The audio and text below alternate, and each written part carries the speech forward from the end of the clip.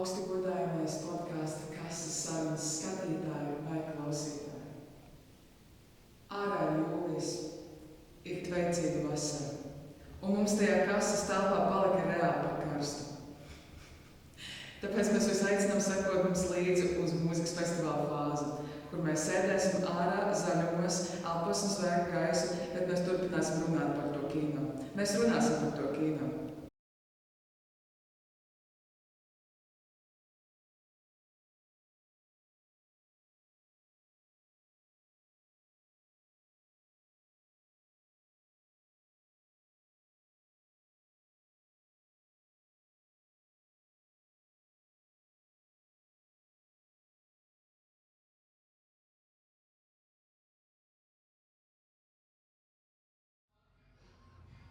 Forši mēs varētu sākt sarunu par jums, meitenes. Jā. Kā jūs jūtaties par festivālā šodien? Ļoti jauki, patiesībā mēs ieradāmies salīdzinoši nesen. Jā. Tā kā vēl nav, man liekas, iesēdies tā kārtīgi tas festivāla vaibiņš. Un arī tomēr mums vēl vakarā ir jāspēlē, tāpēc bišķīt nevar tā galīgi atbrīvoties. Nu, man ir dzēriens. Es jūtos ļoti atbrīvojusies. Jā. Vai šis ir jūsu šī vasaras pirmais festivāls? Jā. Jā. Bet jūs būsiet vēl kādā? Mēs Jā. būsim vēl pāris festivāliņos un koncertiņos. Jā. Tad festivāla vasara. Jā, jā. tieši tā.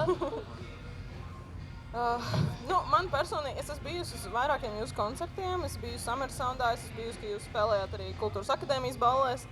Man vienmēr radies tas jautājums, tā kā, kurā brīdī, es nezinu, protams, kā jums tas viss process notika, tāpēc man arī interesē vienkārši, kurā brīdī jums pārgāja no varbūt tādiem jam sessions kaut kur Doma koru skolas pagrabos, vai kur jūs tur muzicējat uz domu par to, ka jūs būsiet grupa?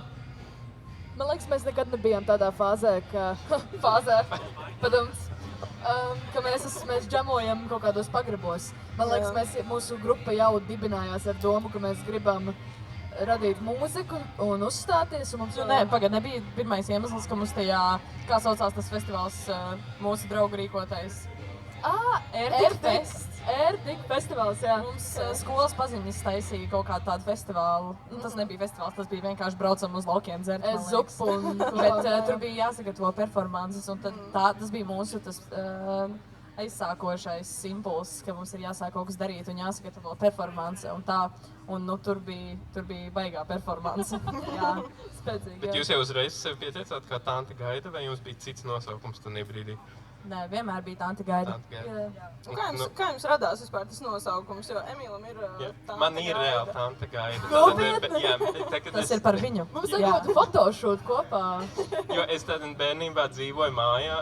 Viņa nav mana radiniece. Viņa vienkārši bija kaut kāda tante, bet kopš bērnības zināja, ka mēs dzīvojam tā kā īrētā mājā, kur pieder Tantei Gaidai. Un kad parādījās grupa, jo, principā es jūs iepazinu caur savu māsu, Elsiliņu, kas ir producenta, un kur atkal ir pilnas producenta, un pilna taisīja jūsu pirmo videoklipu, vai ne? Tas bija jūsu pirmais videoklips? Jā, Aivars un Līva, tad jā.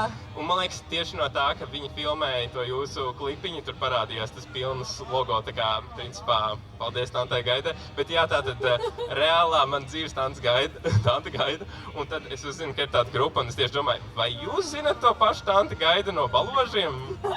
No Baložiem laikam nē. Mēs satikām vienreiz īstenībā vienu tanti, kas arī bija Gaida. Bet, jā, atceries Oratorio? Nē, Liepa neatcerās, bet es atceros. Tas bija tāds nozīmīgs moments īstenībā. Jā, man liekas, mums jāsavāc kaut kādu komiteja, klubiņš, jā, kas tā kā, kurus vienmēr, ja tu esi Tante Gaida, tad mums vajag tādu akciju, ka ja tavs vārds ir Gaida, un tu esi Tante, tad tu vari nākt uz mūsu koncertiem pa brīvu. Promo Tas būtu kods. superīgi. Jā. Es gribētu laikam, lai mūsu auditorija ir tantes, kuru sauc Gaida. Jā, tikai tā. Neviens cits nav. Ekskluzīvas performances viņām tikai. Par to nosaukumu īstenībā sākumā bija doma par Uncle Steven. Es nezinu, kur viņa piedzima līdz galam, bet bija tā doma, un tad mēs konstatējam to faktu, ka mēs lielākoties izpildam latviešu mūziku, vai mēs gribēsim rakstīt latviešu mūziku, un tad mēs centāmies kaut kā iztulkot to visu, un nonācām līdz Tantei Gaidai no tā Uncle Stevens. Uncle Stevens, Nu, es nezinu. Neskan tik. Tas ir mūsu garšīgi. alter ego, ja vajag. Okay. Tad es ļoti ceru, ka vienkārši būs festivāls, kurā būs Tante Gaida, tur grupa Jānis, grupa Harijs un Šautauts tāds grupā vienkārši tāda Jānim. ģimenes festivāliņš, kur ir tā kā izdomāta mitoloģija par visu jūsu grupu, tā kā jā. mitoloģisko Ģimenes ģimenīti. koku, jā. Jā, ģimenes koku, jā. Jā, tas būtu super. Jā. Vispār, kur ir grupa Jānis? Mums vajag viņus atpakaļ. Jā, gribu Jā, Tā kur viņi pauzīt ir pazudis? pārāk ilga. Viņi paņēma pauzīt. Man liekas, tā ir diezgan plaša tēma, mūzika plus kino. Jo ir filmas, kas ir veidotas par mūziķiem, ir filmas, kuras ir veidojuši arī mūziķi kaut kādiem saviem ieganstiem vai kaut kādām slepenām, nezinu, tur fantāzijām, ka viņi patiesībā grib būt režisori, ir aktieri, mūziķi, ir skaņu celiņi, kas rakstīti speciāli filmām, un arī vienkārši skaņu celiņi, kas sastāv no izcilām dziesmām. Un, nu jā, man liekas, es nezinu, man piemēram, mūzika diezgan liela daļa ikdienas. Un dažkārt, kad es klausos mūziku, es jūtos tā kā galvenais varonis kaut kādā filmā. Jā. Ir tīpaši tās melanholiskās dziesmas, ka tev pašam dzīvē ir kaut kāds varbūt Jā, tāds mazliet jā. bēdīgāks Mašīnā moments. sēdz pie loga, līst jā. lietus Un sāk līt. jā. Man ir tieši tāda pieredze bijusi, kad man likās, ka es netikšu iekšā kultūras akadēmijā. Jo es pilnībā biju, man liekas, nolažojis tās pārunas un skan apa Winner Takes It All austiņās un līst lietus un es eju mājās raudādam. Es domāju, wow, šitais varētu būt scenārijs, bet jā. But you didn't. Un viss iznāca Jā, lieliski. tieši tā, jā, es ļoti priecājos, bet nu jā, tā kā es gribētu no jums dzirdēt vienkārši kaut kādas filmas, kas jums ir palikušas prātā tieši varbūt to dziesmu vai skaņu celiņa dēļ. Jā, mēs ar Rebeku par šo domājām iepriekš, jo laikam, man personīgi kā filmu skatītājiem, es ļoti reti, kad pamanu skaņu celiņu, lai gan tā kā mana dzīve liela nozara no manas dzīves ir mūzika. Jā. Es kaut kā, man liekas, ka laba filma ir tāda, kura tevi tik ļoti ievelk iekšā, ka tu pat nepamani tos atsevišķos kaut kādus Nu, tas vienkārši elementus. ir vēl viens rīks, kas tev palīdz Jā, to jā, visu jā. stāstu iznest Piekrīt, līdz jā. galam Jā, un jā. ielikt pareizajā atmosfērā to visu. Jā, ka tu pat nepamani atsevišķus elementus. Sākas mūzika, re, kur ir kaut kāda skaņa, vai Jā. re, kur kaut kas cits notiek. Tā kā, tad, kad mēs uzzinājām, ka mums par to būs jārunā, es tā mazliet sāku domāt, bāz, bet kas ir šīs lieliskās filmas ar lieliskiem skaņu celiņiem? Jo es to tā apzināti nepiefiksēju parasti. Bet par pāris filmām mēs iedomājāmies. Nu, pirmā filma, kas man nāca galvā, bija How to Train Your Dragon.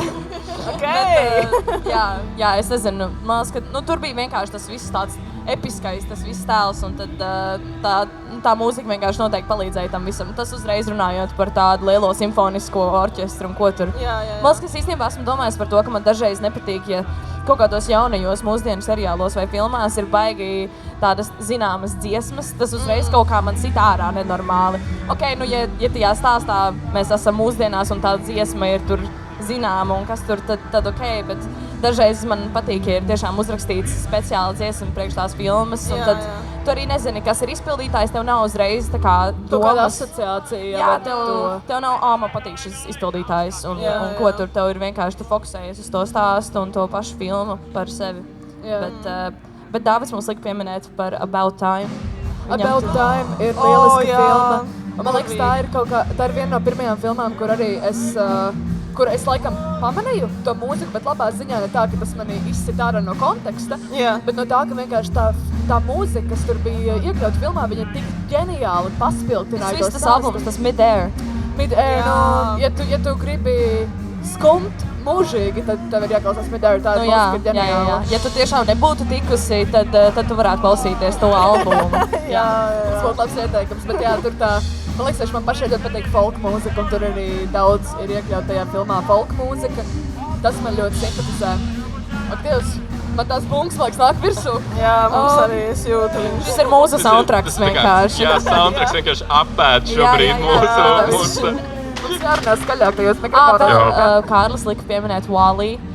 Bet labi, tas jau vienkārši arī tur nav dialogs, tad uzreiz viss tikai ir balstīts uz to visu skaņu un to, bet Bet tas vispār arī, man liekas, ja tu padomā tā par to konceptu, tā ir filma bez dialoga.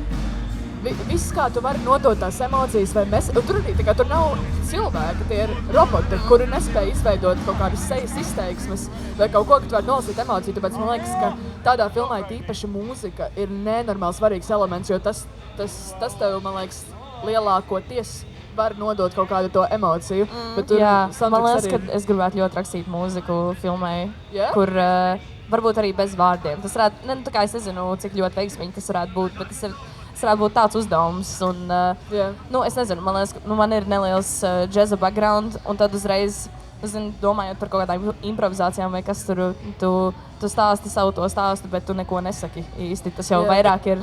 Bet vai tu gribētu tādā retro stiliņā vai ieturēt mūsdienu? Jo man liekas, Wall-E arī ir tas gadījums, kur viņi atsaucas savā ziņā uz vecajām, mēmējām filmām vai kaut kādām, nu, kur pat jau ir skaņu kino, bet viņi tā kā atsaucas uz šo veco tādu Jā. Tas vēl ir atvērts interpretācijām īstenībā, bet jā, man liekas, ka vienkārši man vienmēr ir bijis ļoti viegli tieši melodijas ziņā domāt un arī par instrumentālo, nevis tieši uzreiz kā tu vārdos izteiksi to visu.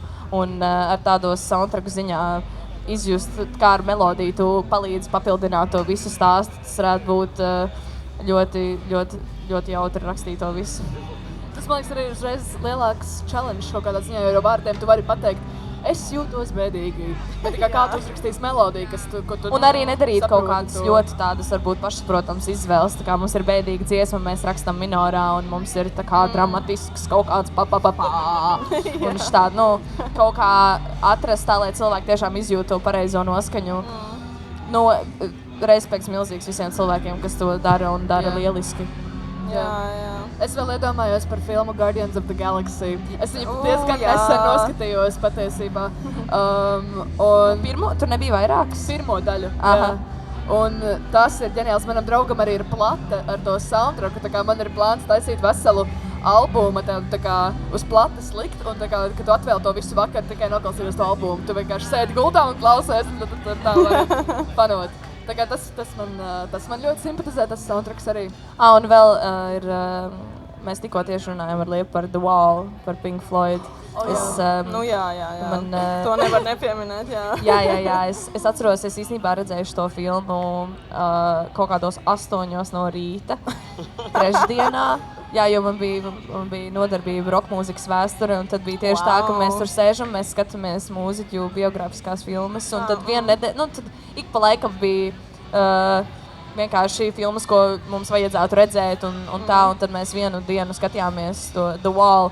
Un es atnācu, un es vispār nebiju gatava tai filmai īstenībā. Parasti tā kā, ja nav tā, ka man jau aizrauj uzreiz, tad, 8 no rīta trešdienā, un mums vēl arī tāda pufa īstenībā, un tad tu sēdi, un tad tu kā iekūsti tajā krēslā iekšā.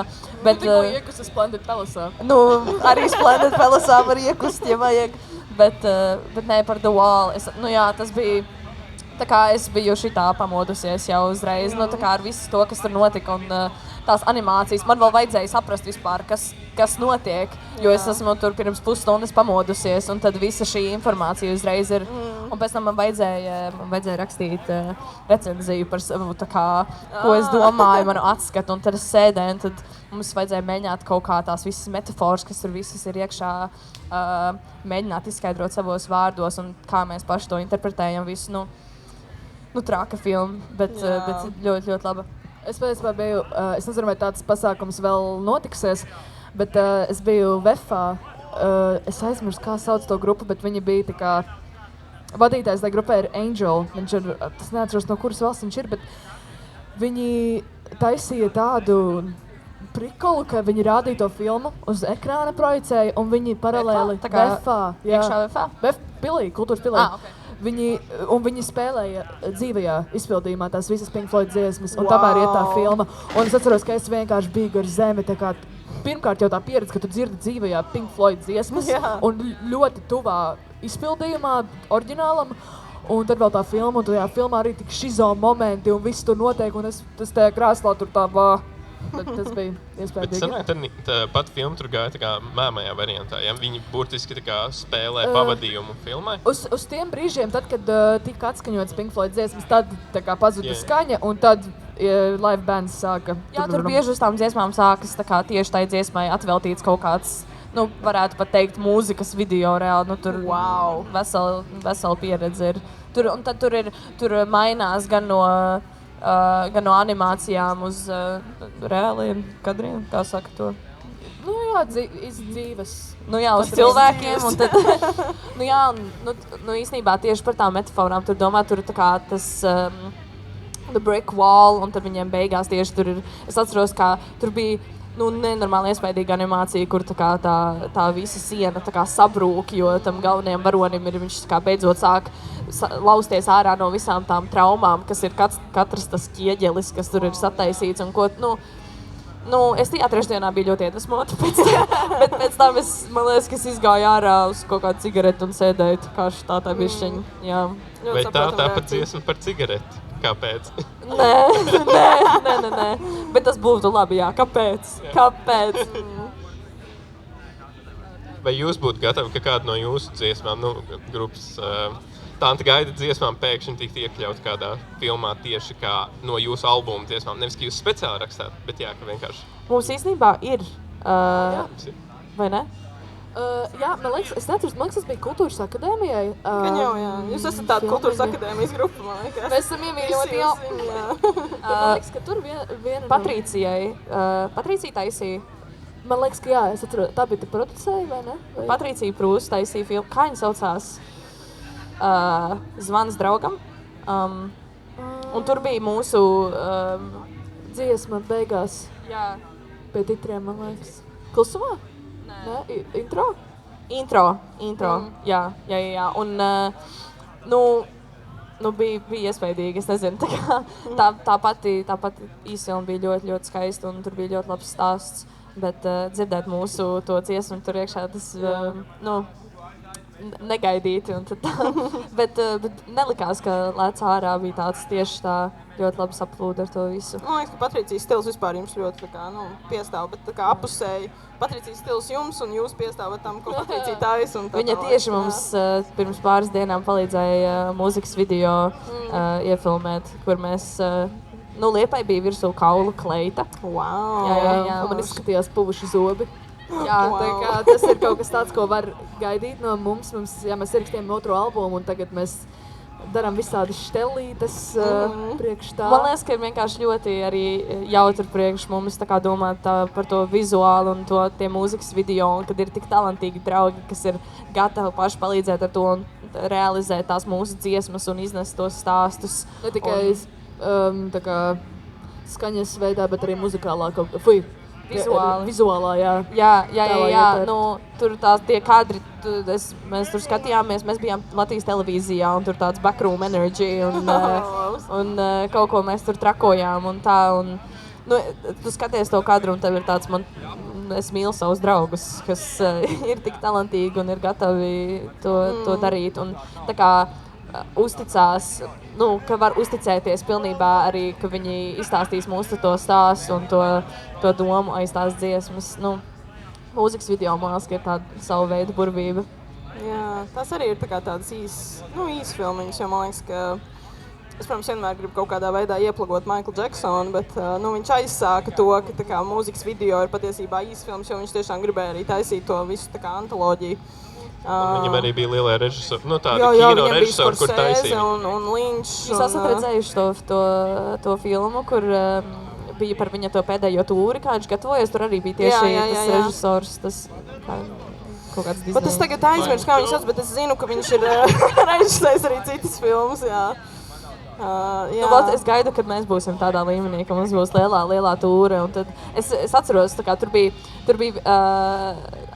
dejotāju atlase, tai visai tūrē ir visi tie 1000 dejotāju stāv, un tad izvēlās kaut kādus tos 11 labākos dejotājus, un tad visa tā filma, kā viņi gatavojas tai visai tūrei, kas beigās nenotika, bet šovs bija pamatīgs. Tā kā dokumentālā, jā?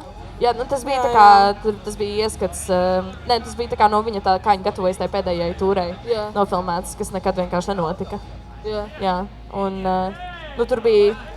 tur bija visas hītu dziesmas, un katrai ir pārdomāts, tur tāds gaismas šovs, tad viņš tur lido gaisā šitien, tad tur dejotāji tur rāpo tur un tur. Un viņam bija tik nenormāli kruti uztaisīts, vispār, man liekas, tas thriller segments un arī Earth Song, tur arī uz ekrāna aiz viņa būtu tā kā video safilmēti, nenormāli krūti. Tā kā, šausmīgi žēl. Bet labi, par to mēs nerunāsim, es es raudāšu. Bet mēs varētu parunāt par filmām runājot, tad vai ir kaut kādas mūziķu, varbūt biogrāfiskās filmas, kas jūs tā kā, kur viņus kāds cits atveido, kas jums tā kā varbūt ir palikušas prātā? Noteikti Bohemian Rhapsody par grupu Queen. Man bija tāda Queen fāze pamatskolā. Jā, man arī. Karlīnai arī bija. Mēs tieši kopā man Karlīna parādīja Queen, un tad es uzstāju, man likās tā ir vispār ģeniālākā mūzika pasaulē. Bet tā arī ir, viņi ir ārkārtīgi talantīgi un burvīgi mākslinieki. Un tā bija filma, kas man bija tāda, šitā arī var? Wow! Jā. Tā kā nonāk tādā līmenī arī visā tajā mūzikas un kāda viņi bija rockstāri. Viņam jau bija diezgan arī tāds sūrs sākums, ka viņi tur koncertēja tiem bāriņiem, arī kaut ko, kas man liekas ir tāda klasiskais mūziķu celiņš, ka tu koncertē pa bāriem, tad varbūt tu tiec jau uz kaut kādu, tur festivālu vai pasākumu kaut kur un tā tu audzē to savu atpazīstamību vai kaut kā tā. Jā, es esmu redzējis diezgan daudz tā kā biogrāfiskās mūziķu filmas, kur atveido aktieri. Tas pats Eltons Johns, Whitney Houston, Ray. Jūs zināt, Ray Charles. Kārlis man lika teikt, ka viņš ir kāds 10 reizes redzējis. Kārlis mūsu mūzinieks, jā. Bet jā, es arī tieši šogad redzēju tikai to filmu, un man arī likās ļoti... pirmkārt tas, kā Jamie Foxx atveidoja, viņa arī bija ģeniāli. Bet jā, tā arī bija tāda filma, kur pēc tam tu vienkārši pasēdi un tev tāds, paldies jums, jā. Arī tikko Michaels Jacksons, tu kā Jacksona fani, to esi redzējis? Esmu redzējis vēl. Jā, es redzēju viņu 3 reizes. Viņa darbā rādīja, tā kā man kind of bija pienākums viņu noskatīties, bet... Tev patika? Kopumā man vairāk patika tā sajūta, ko tā filma manī atstāja, jo man tajā, tā kā, kad es viņu pirmo reizi nostījos, bija kaut kad aprīļa beigās, man bija diezgan traki ar mentālo veselību, un es viņu nostījos, jutos tā kā tur tās beigas bija tik vienkārši, viņas man tik ļoti enerģizēja, es domāju, ak, Dievs, tā kā, viss taču kārtībā, un vismaz šis vakars man visu būs kārtībā šajā vakarā.